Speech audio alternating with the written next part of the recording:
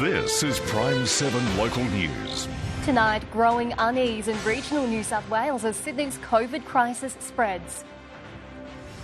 Parts of the Tablelands turn white as winter brings another good fall of snow. And later this news hour with Daniel Gibson, COVID cases spike with at least 60 infectious while in the community. And Team Australia rocked by doping allegations at the Tokyo Olympics. Now, PRIME7 Local News. Good evening. Regional New South Wales is facing its greatest challenge since the pandemic began. A number of towns in the Central West have been plunged into lockdown, the New England region now scrambling to keep COVID at bay. The COVID outbreak escaping the walls of Sydney. Towns in the Central West now in lockdown. It's raised the alert level for regional New South Wales. If we don't prevent COVID coming to our region, we can expect rapid action and a change in the restrictions on the way we're living and working at present. One COVID case is all it takes to see the community plunged into lockdown. It would be disastrous. And, I would ask the people who are in the lockdown areas not to put other communities at risk. Don't be reckless, stay put. The Delta strain, highly contagious, spreading at a rate not seen before. If you do contract the virus, it would be almost expected that you would transmit it to your household. Local hospitality, tourism and retail sectors are already suffering. They could be thrown into utter turmoil if a hard lockdown was to be enforced. A lot of hospitality and tourism industry businesses are down anywhere up to 70%. Communities banding together will be the best line of defence for keeping COVID out. We need everyone to be following the rules, remain vigilant. If you see people from Sydney or from out of area in Tamworth, call the police. They shouldn't be here. Police will be ramping up their efforts over the next few days and into the weekend. If we're getting called to someone having concerns about a person or having concerns about a vehicle travelling the area, we will respond. And they're asking if you see someone you think may be breaching public health orders, report it immediately. And Georgie Dickerson is in Tamworth. Georgie, the pressure is really on to keep testing rates up. Yes, Phoebe, given the evolving COVID situation in a number of regional centres, there's no room for complacency. In recent weeks, testing numbers have remained high, but the drive-through centre in Tamworth today was almost empty. New South Wales Health has put the call out for anyone who's visited hotspots in the Central West to get tested immediately. With the large volume of tests conducted in recent weeks, Lavity Pathology says there has been an increased turnaround time and are now exceeding the targeted 24 to 48 hour time frame. All right, thanks, Georgie. Georgie Dickerson there with the latest in Tamworth. Localised lockdowns are the government's strategy to protect regional New South Wales from COVID outbreaks.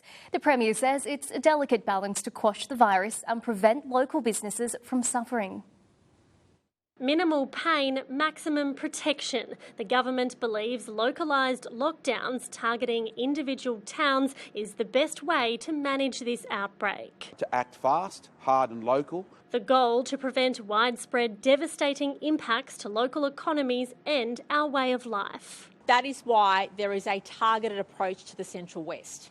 So if we want to make sure that we keep our regions open, we need a targeted approach. So what will trigger another regional lockdown? One major factor, whether the local health system could cope if COVID cases were to explode in numbers. You have to have a view on the health capacity and also the exposure sites that exist. Regional towns including Gundagai, Gindera and Goulburn have also had exposure sites in recent weeks but weren't locked down. But in the case of Orange, there were multiple high-risk venues identified. In a fairly busy shopping areas where we're concerned that there may be other people who in those areas who came in contact and led to further transmission. If a case appears in a community, health officials will rapidly assess these chains of transmission and the number of contacts in making a lockdown decision. Infectious disease experts say the targeted approach is the right one. I think this is appropriate, that we just have restrictions on people's movements, a lot more testing. I think we've got to be careful not to overdo these lockdowns. The government committed to being able to allow people to live as freely and as safely as possible. Sarah Naven, PRIME7 News. Farmers on the Liverpool Plains say the state government's new gas policy put a target on their back. They say coal seam gas exploration will ruin prime agricultural land. The state government has revealed its long-awaited plan for gas development, and farmers on the Liverpool Plains are not happy. It's very upsetting. They just haven't thought this through. The future of gas policy reveals 8 exploration licences have been extinguished, but 4 still remain over prime agricultural land. This fight on the Liverpool Plains has gone on for over a decade. It's 2021 and they've just dictated the next decade to us to continue fighting. 3 months ago, on the eve of the Upper Hunter by-election, Deputy Premier John Barilaro made a promise to farmers on the Liverpool Plains. Mining on the Liverpool Plains will be prohibited, full stop. Today he says gas exploration is different to mining. Even our greatest detractors would say this has a less impact on the environment and what we did to protect the Liverpool Plains. I stand by my comments. Mr Barilaro says there is one reason some licences must remain. Santos needs a number of other pills to make sure that continues to be viable from a commercial perspective. Landholders say they have been ignored. They haven't listened to people in this region at all. This region has been pretty clear. This council has been pretty clear. I thought it was a direct response to the fact that Santos are amongst the largest donors to the National Party, and with this in mind, I would call it chequebook policy. But not everyone is convinced gas exploration should continue in this region. As Agriculture Minister, I believe that prime agricultural land is absolutely sacrosanct. We're not making any more of it. Liverpool Plains Shire Council was shocked to see its backyard remain on the gas map and have doubled down to support farmers. We don't want those extinguished wells reopened. We want to protect our agricultural land and our water resource. Farmers say this new policy has again thrown their futures into doubt. Hanging in a state of indecision and uncertainty, which is destructive and destructive to investment in the area too. Tony Abragetti, PRIME7 News. A group of Tamworth residents claim they're living in fear, sick and tired of nighttime intruders snooping around their homes. The criminals are brazen, careless and unrelenting, and police are responding in force. A wash of red and blue flashing lights. This is Ben Street, West Tamworth, on a weekend night. What you can't see off to the right of screen is an allegedly stolen car that's just crashed. This group of residents say it's just one example of the crime spree turning their lives upside down. They're so scared of reprisal, we've had to blur their faces. It's been terrible. Nobody gets any sleep.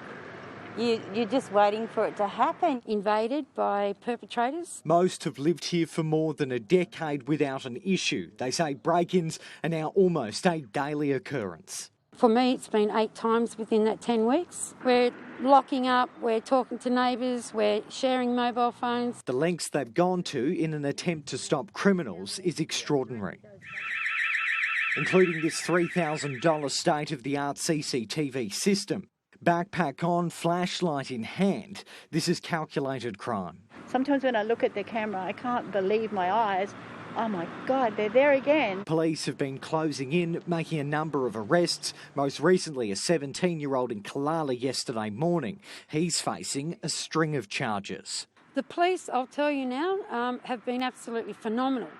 They have been brilliant. What happens to offenders once they hit the legal system is what residents say needs to change. They're tired of what they call the catch and release cycle and want the courts to dish out tougher punishments. It's going to come to a point where somebody's going to catch them and probably do some damage to them. Charlton Hart, PRIME7 News. Much of the northern Tablelands was plunged into the deep freeze today as winter delivered another good dump of snow. Residents awoke to a blanket of white after the flakes started coming down overnight. It's enough to bring out the kid in everyone. Guyra and surrounds today transformed by overnight snow. Family and friends making the most of the icy powder with photos, snowmen and snowball fights. Carrots for its nose, some Oreos for its eyes, mouth and buttons, and it's got some sticks for its arms. My dreams came true. It's fun to be out here. Even the fur friends were getting in on the action. Napoleon loves it. Dory, it's her first snow. She hasn't seen it before. For locals, this is just part of winter on the Tablelands, and the best place to enjoy it is with a warm drink by a fire. I remember one year we had 4 foot of snow. Got up one morning and there's 4 foot of snow on the ground.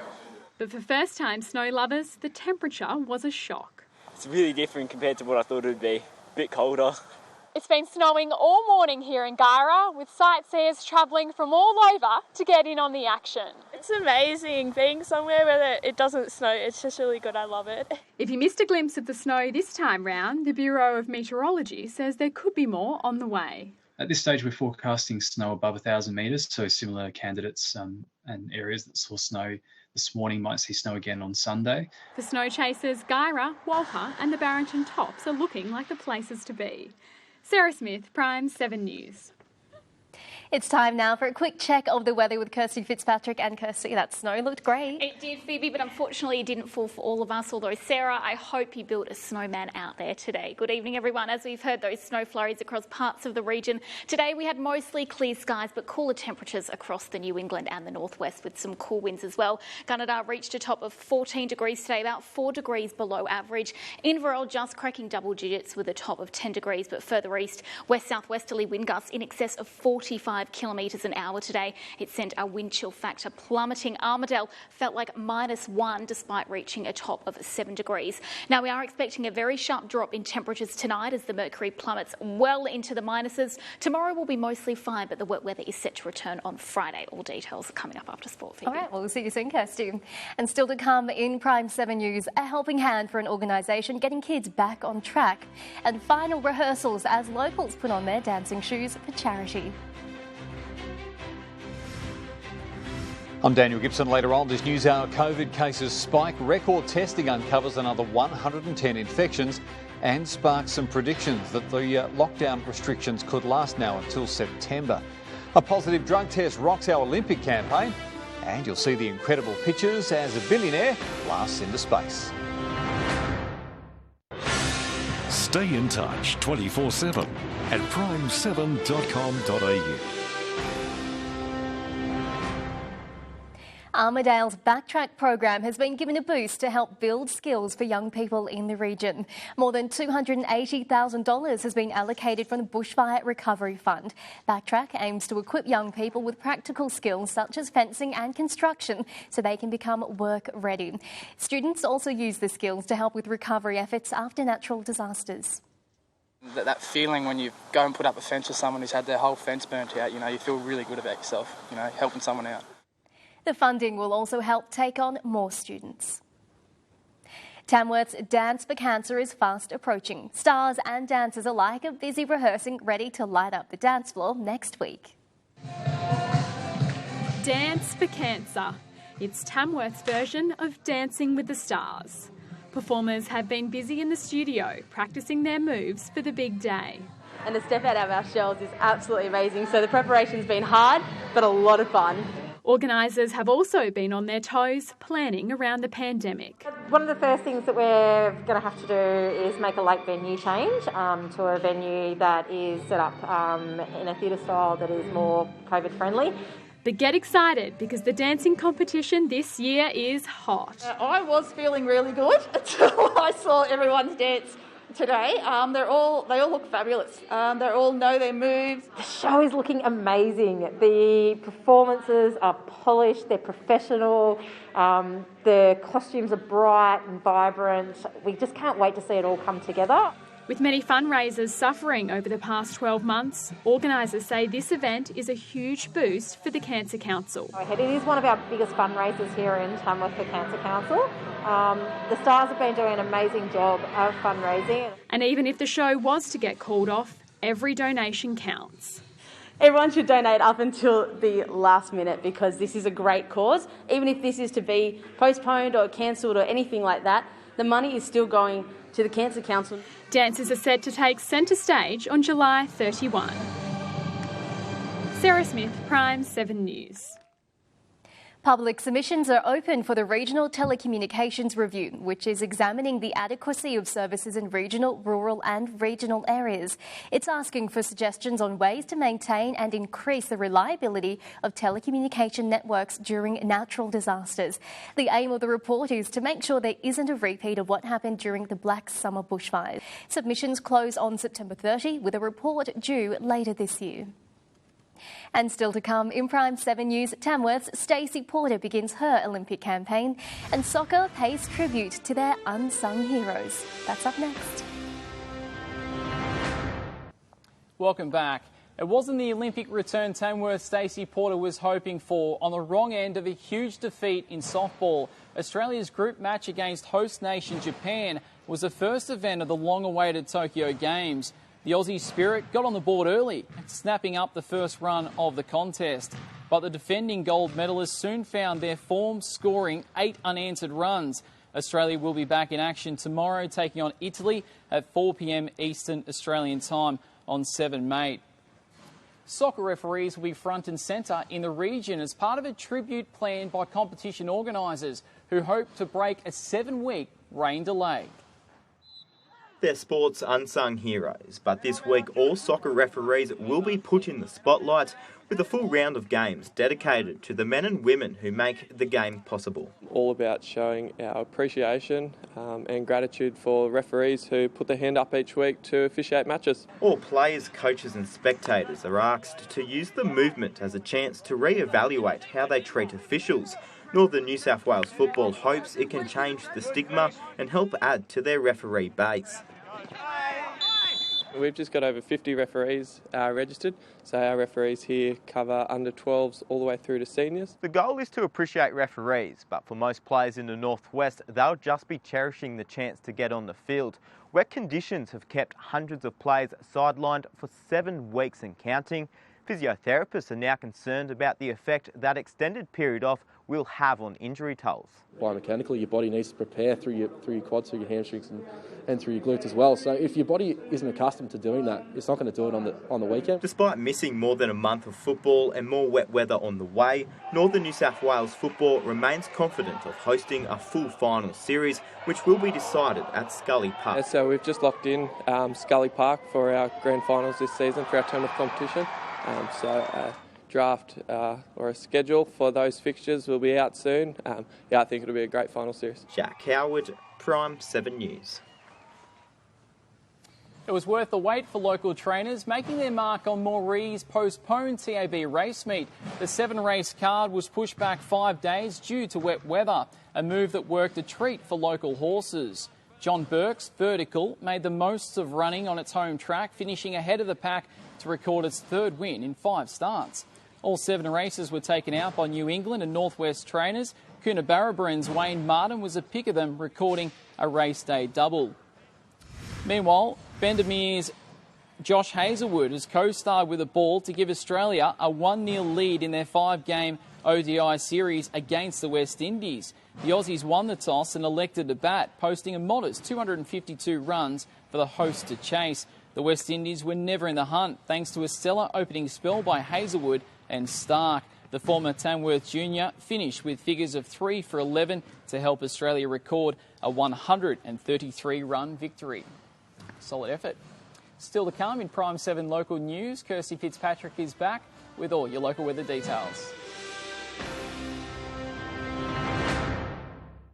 Good evening, everyone. Along our north coast, we've seen some showers and gusty winds thanks to hazardous conditions offshore. The rest of the state, though, has remained mostly dry today under a ridge of high pressure. Overnight, though, we are expecting temperatures to plummet, with frost risk becoming severe for inland regions ahead of a low pressure system, which is expected to enter New South Wales on Friday, bringing rain, some gusty winds and even the chance of some snow once again at lower altitudes right the way through our weekend. As we can see on our rain map, the southern half of New South Wales will see the most rainfall with this new system. It's going to be a wet weekend across the southwest slopes and up to the central west, but further north, those of us around the New England and northwest will still see some quite good rainfall as well. On to tomorrow now, we are expecting some very cold temperatures overnight, many parts of the region dropping below freezing. In fact, some regions will equal their coldest night of the year around Tamworth and Tenterfield. Walgett there, though, dropping to -4 degrees. That is forecast to be a record for 2021. During the day, high pressure will keep conditions mostly settled, though. We are expecting partly cloudy skies. Temperatures in the low to mid-teens across the region, a little bit warmer for Murrurundi and Scone, reaching 16 degrees there.